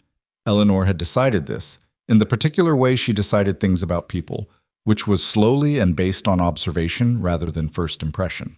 She was a woman who had organized her entire life around her husband's position and who was now watching that position erode, and she had nowhere else to put herself. She did not apologize to Eleanor. Eleanor did not expect her to. But she came into the trading post once, on a quiet afternoon in October, and she bought a length of cloth and she stood at the counter for a moment after paying and she said, without looking up from her purse, "The pheasant recipe that Lucinda made for the contest. She got it from me, my mother's recipe." A pause. It was a good contest. Eleanor looked at her. "It was," she said. "Your daughter made a fine bird." Martha Hale closed her purse and left, and that was the closest either of them would ever come to saying the thing underneath the thing, which was fine. Eleanor had spent enough years in enough places to know that some conversations happened in the space between what people could bring themselves to say, and you learned to hear them there. The Northland families, Dawson, Frey, Alton, kept their property. This was the most immediate and concrete victory, the one that happened while the larger legal proceedings were still grinding through their process. Marsh moved quickly on the active threat, and the fraudulent surveys that Beale had already begun for Hale's Northland acquisition were thrown out before they could be used. Eleanor heard about it from Cal, who'd heard it from Stedman, who'd been present when the Dawson family was told, and who said the father had sat down in the middle of the road and put his hands over his face and stayed like that for a full minute, while his wife stood beside him with her hand on his shoulder. She thought about that image for days afterward.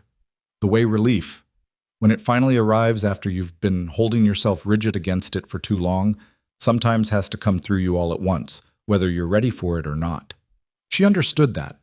She understood it the way she understood most things about human beings in extremity. From the inside, from having lived close enough to that place herself to know its geography. The Harker situation took longer. The land that had been purchased after the fraudulent surveys could not simply be returned. There were legal mechanisms involved, compensation calculations. The particular difficulty of undoing something that had been done years ago and had been allowed to settle into the official record. It took 4 months of legal process and a negotiated settlement that the Harker family was not entirely satisfied with, which Eleanor thought was honest. Some damage cannot be fully undone, only partially addressed, and pretending otherwise was its own form of dishonesty. She was there the afternoon Gideon told old Harker what the settlement would be.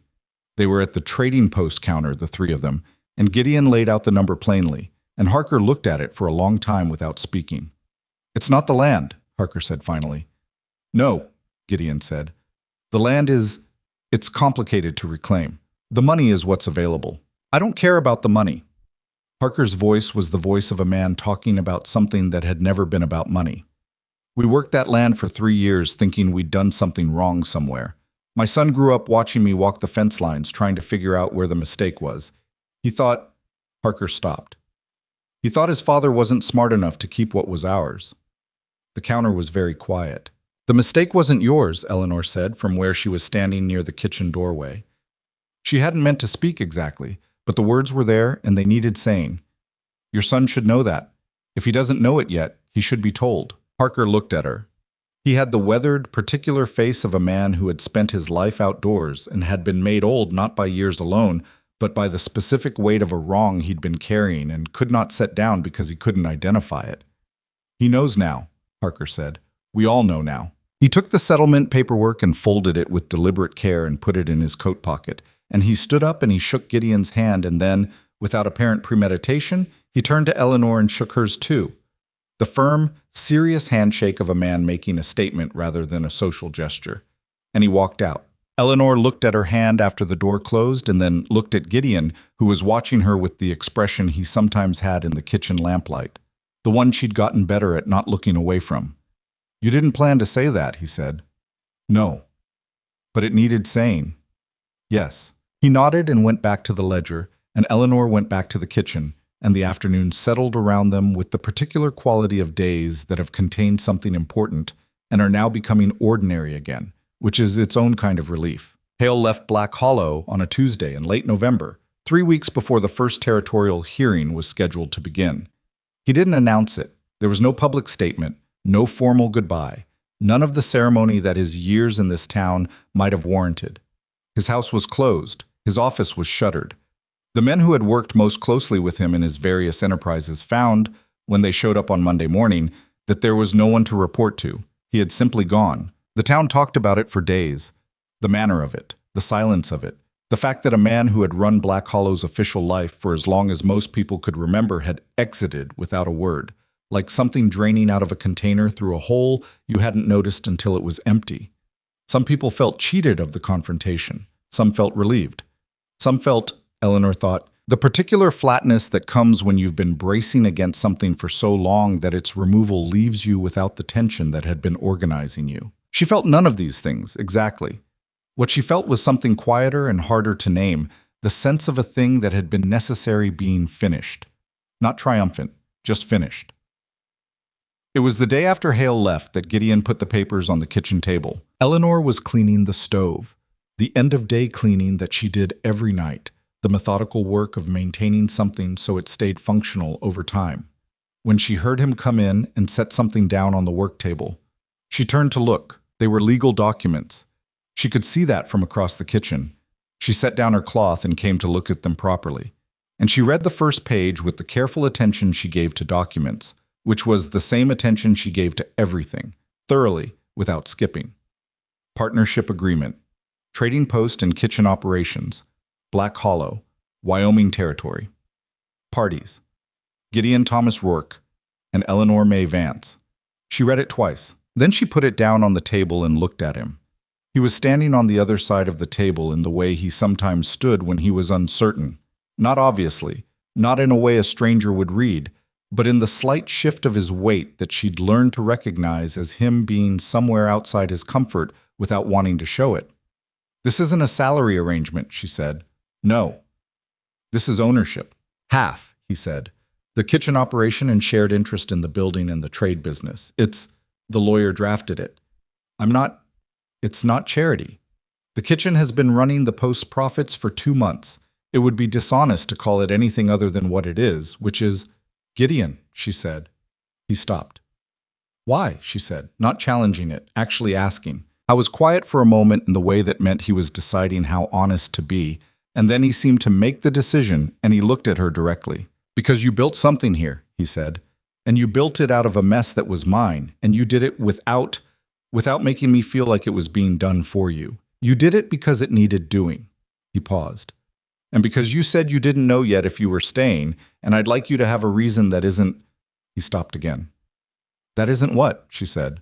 That isn't just me asking you to, he said, and the plainness of it, the complete absence of performance in it, hit her somewhere she hadn't expected. She looked at the papers, at her name on them, Eleanor May Vance, in the formal typeface of a legal document, solid and specific and not going anywhere. She thought about the iron pot she'd carried across the frontier, about Thomas and the debts and the years of moving, about every kitchen she'd built in someone else's space and then left when it was time to leave or when she was asked to, about Edgar, who was in the livery stable at the east end of town now, and who was, she suspected, happier than he'd ever been because Pruitt's grandson brought him apples on alternate Thursdays, and Edgar had developed an attachment to this that surprised everyone who knew his temperament. She thought about what it meant to have your name on a thing, not borrowed space, not someone's permission, your name, in ink, on paper, saying, this is yours and it stays yours. The kitchen supply ordering, she said. Yours, he said. Menu decisions. Yours. If I think the business model for the noon service needs to change, I change it. Within reason, he said. It's a partnership. We discuss it. And if we disagree, then we disagree, he said. And we work it out. That's what partnerships are. Eleanor picked up the pen he'd set beside the papers. She signed her name on the line below his, and her handwriting was what it always was, clear, unhurried, slightly angular. And she set the pen down and looked at what she'd done. You're going to need to fix the drainage on the east side of the building before winter, she said. The ground slope's wrong. And when the snow melts, it's going to come in under the kitchen wall. Gideon looked at her for a moment. I know, he said. I've known for 2 years. Then why haven't you fixed it? Because fixing it required... He stopped, and something moved through his expression that was not quite a smile but was related to one. Someone who knew what they were doing. She looked at him. He held her gaze with the directness she'd come to trust more than almost anything else about him. That quality of looking at you without intermediary, without the social cushioning that most people kept between themselves and the actual moment. I'll get Pruitt's son to look at it, she said. He does groundwork. All right, Gideon said. She picked up the signed documents and put them in the satchel. Her satchel, now, she'd bought it from him 2 weeks ago, and went back to the stove to finish cleaning. The weeks that followed were not a transformation. That was the thing Eleanor thought about most, later, when she tried to understand what had actually changed and what it had meant. There was no single day when everything was different. The trading post was still the trading post. The kitchen was still the kitchen. She still woke at 5 and lit the stove and made stock and dealt with Edgar's temperament and Cal's nervous energy and Osbert's economy of speech. Gideon still came in at 7 and poured coffee and stood against the wall and said things only when they were worth saying. But underneath all of it, underneath the ordinary continuity of daily work, something had settled that hadn't been settled before. A foundation that she hadn't known she'd been building until it was solid enough to stand on. She helped the Greer daughter-in-law file the paperwork for a contested land claim in December. It was a long shot.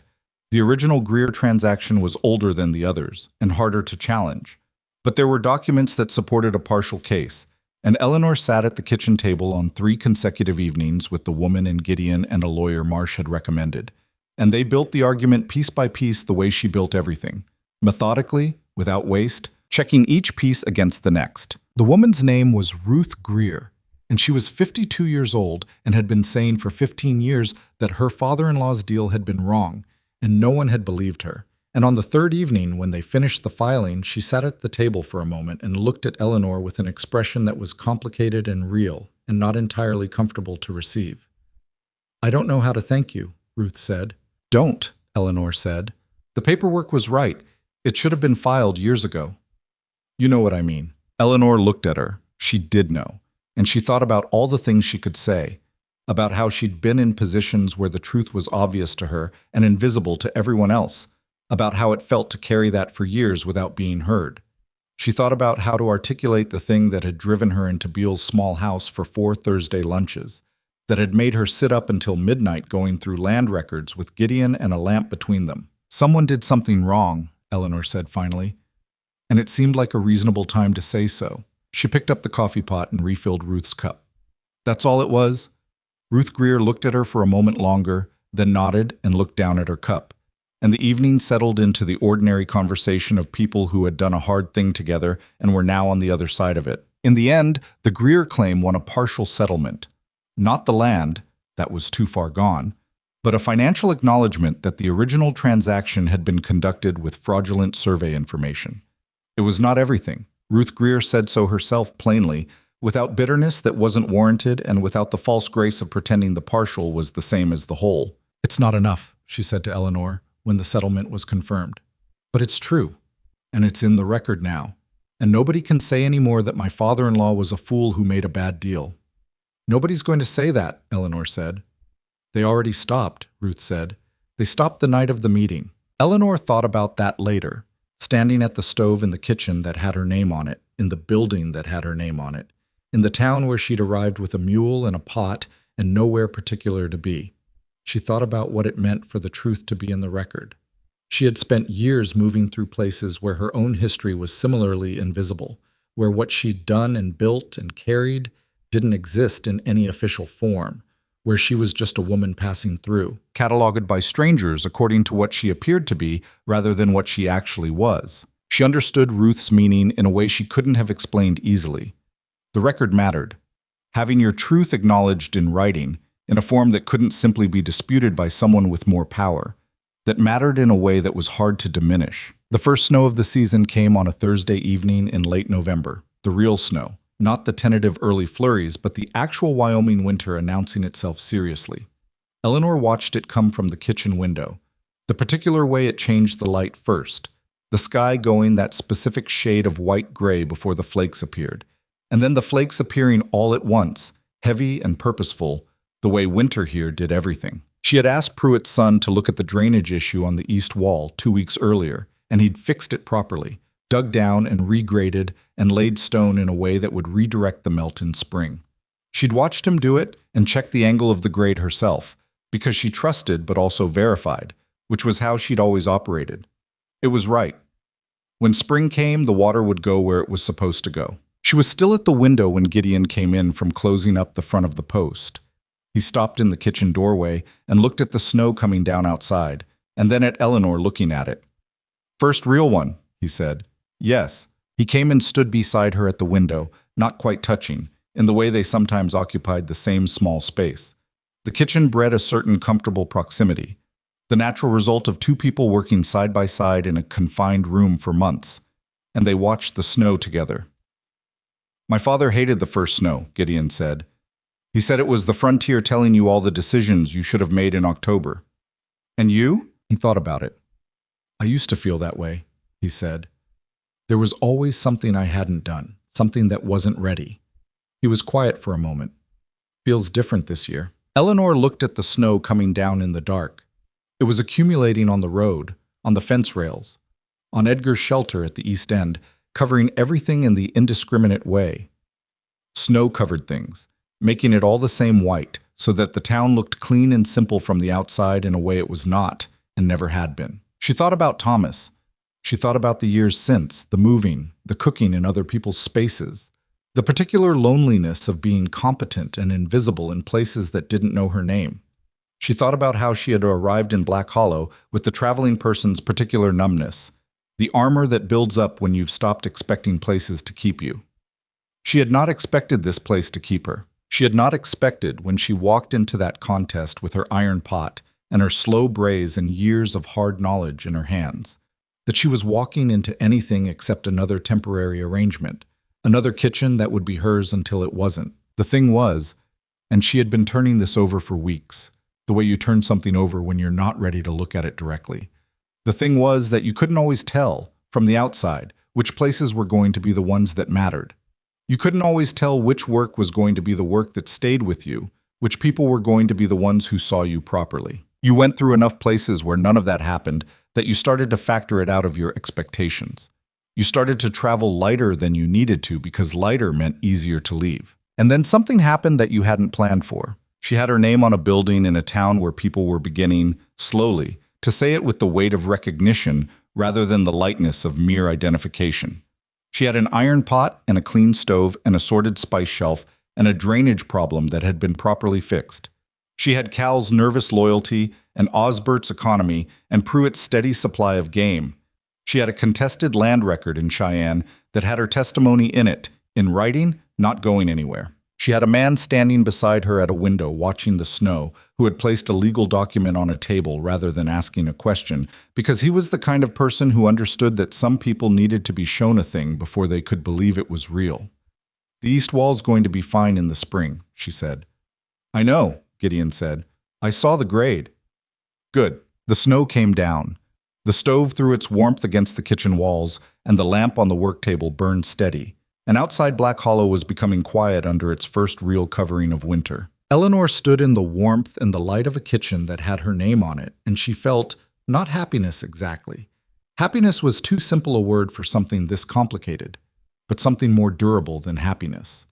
The particular solidity of a person who has stopped moving, not because they were forced to stop, not because they ran out of road, but because they found a place worth the stopping. She had cooked in hard places her whole life. She had learned to make something out of whatever was in front of her. The wrong ingredients, the wrong stove, the wrong conditions, whatever the situation offered. She had learned that the food was never really about the food. It was about the act of making something that said, "This matters. You matter. We are still here." She had said that in her way to a town that had tried to tell her she didn't belong in it. And the town had, slowly, imperfectly, in the way that towns do everything, with disagreement and qualification, and some people holding out longer than others, begun to say it back. That was not nothing. In fact, she was beginning to understand that it was almost everything. She turned from the window and went back to the stove, because the evening stock needed checking, and the morning prep wouldn't do itself. And the work was the work regardless of the snow or the season or the feeling in her chest that she was still finding a name for. Behind her, Gideon stayed at the window for another moment, watching the dark and the white of it, and then he turned and went to the ledger, and the kitchen settled into its ordinary sounds. The stock simmering, the pen moving on paper, the fire doing what fires do when someone has taken care of them properly. Outside, Black Hollow went quiet under the snow, and Eleanor Vance, who had spent years moving through other people's spaces, stood in her own kitchen, in her own building, in a town that was finally, slowly, learning to say her name right. And she chose, in the small and unglamorous and entirely real way that the most important choices are usually made, to stay.